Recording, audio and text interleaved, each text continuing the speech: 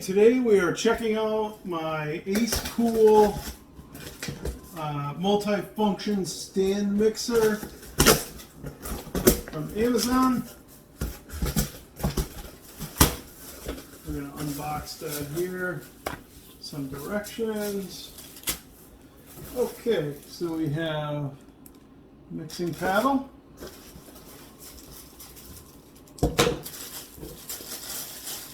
The dough hook, bit of a unique shape. Looks like it might scrape the bottom of the bowl very nicely.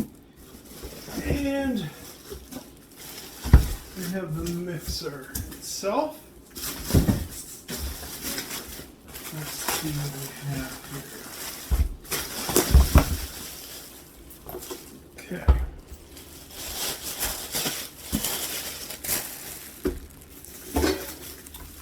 We have the top of the mixer, prevent spillovers. Nice here. It's a very large mixing bowl. The tilt head. The max line here. Okay. And the whisk here.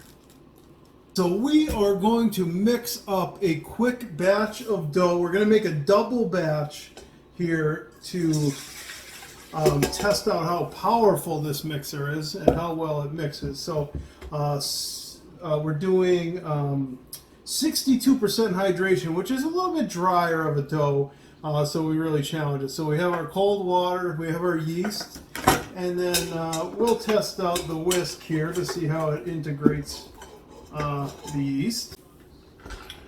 Alright, so we'll let it down, lock in place, and then let's see here. So turn it up to speed 10, mixing it very quickly.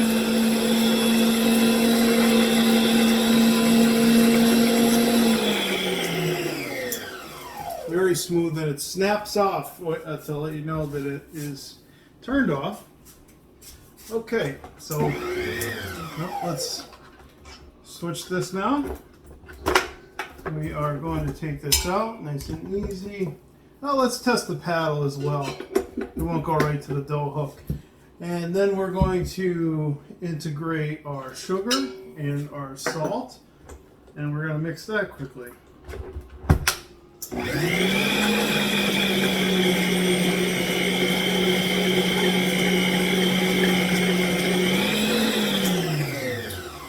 Okay, we have that all dissolved, and we will go in with the flour, 1,000 grams of flour. Very sturdy machine. I like how everything locks into place. And this we're going to use on a slower scale here.